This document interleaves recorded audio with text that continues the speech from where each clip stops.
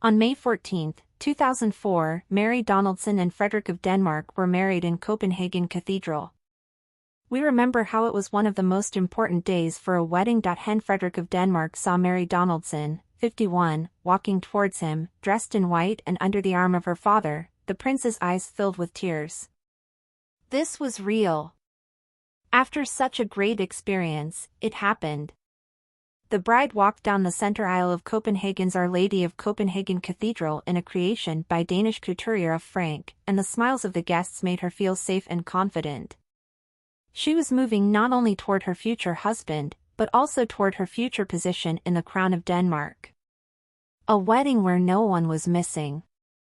That year 2004 was the busiest in terms of weddings because not only Mary and Federico said I do, after them would come Felipe and Leticia, who would also experience a similar excitement, but before Felipe and Leticia swore their lifelong love, it was done by the princes of Denmark in the beautiful Danish language and in the presence of a very large number of guests.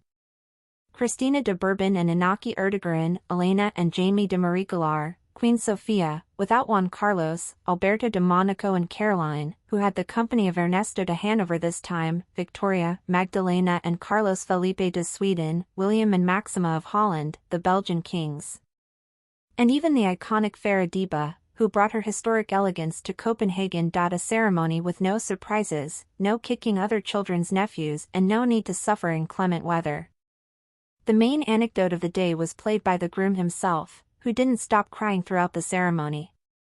The excitement of marrying Mary Donaldson, which had aroused so much suspicion in his mother, Queen Margaret, caused him to whimper incessantly. There are those who say it was a cry of repentance.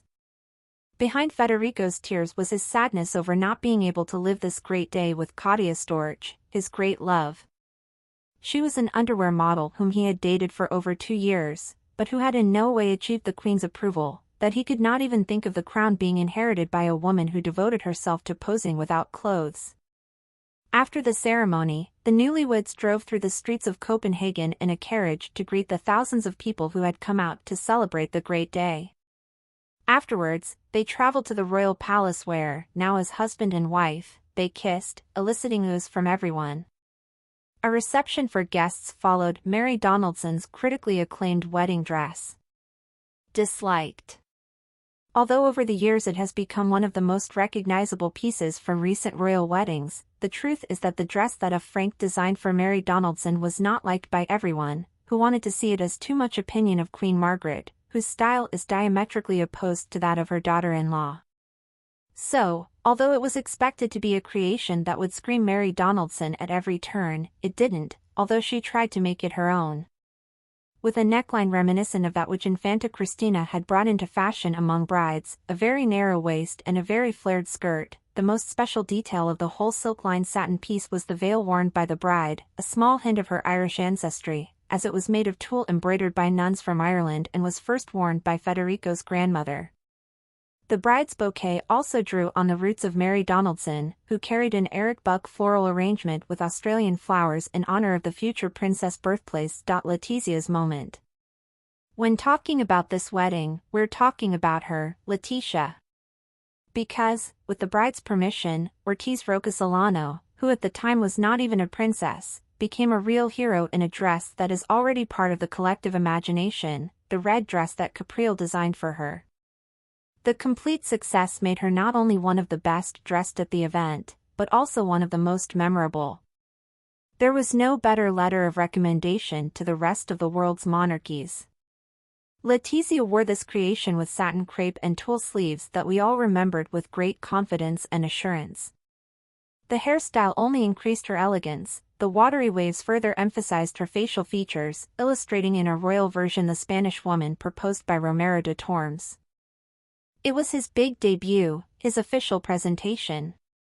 Well, after Mary, she's coming. On May 14, Felipe and Leticia were in the chapel, and many of those who attended that ceremony also saw their wedding. Inevitably, the pictures published by Lectures magazine exclusively of Frederico of Denmark, 55, strolling with Genoveva Casanova, 47, around Madrid caught the attention of Mary of Denmark, 51.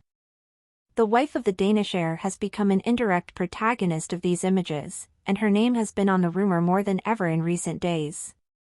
A few days during which he also appeared several times, carrying out his official program despite the media uproar. In each of them their gestures are analyzed in detail. An unpleasant situation in which she has the support of other European royal women. Maria of Denmark's first appearance after the photos of Federico and Genoveva saw the light of day was with Queen Leticia, 51. Donna Leticia was with King Felipe VI in Copenhagen during a state trip. And in this first appearance, Leticia's gestures made it clear that she supported Princess Maria. He was always physically close to him, exchanging understanding glances and distancing himself as much as possible from Frederick of Denmark, as analyzed by journalist Pilar Eyre in her blog in Lectures magazine. But Leticia was not the only royal family to support Mary Donaldson in these revolutionary moments. Members of the royal family supporting Mary of Denmark. No one understands better than the women of European royal families what it means to be married to a king or heir to the throne. They know better than anyone else what it means to obey a demanding official agenda, to follow protocol, to be unable to deviate from the norm, to maintain composure in their every appearance. What's more, what they all have in common is that before they begin their love stories with their current husbands, they had nothing to do with the royal family. It was their love stories that made them part of the royal families and radically changed their lives on a personal level as well as at work and in the media. Consequently, they understand better than anyone what may be going through Princess Mary of Denmark's mind right now. In fact, some have made gestures in recent days that could well be seen as support for Federico's wife. We tell you who these two members of the royal family are, apart from Leticia, who could now be a good support for the Australian, gesture of support for Maxima of Holland. Mary of Denmark. One of them was Maxima of Holland, age 52. The Dutch Queen made a guest appearance this week, and her image did not go unnoticed for a reason related to Mary of Denmark. If in each of her appearances her outfits are analyzed in detail, this time no less because she rescued from Denmark the dress she shares with Mary. The wife of King William of the Netherlands wore a red Dolce & Gabbana dress, which is in the closet of Mary and Princess Mette-Marit of Norway. A way to wink at Federico's wife, show your support, and do it with a color full of power and personality, sympathy to Mette-Marit of Norway and Mary of Denmark. Another of those who understand Mary of Denmark well is Princess Mette-Marit of Norway, 50 years old.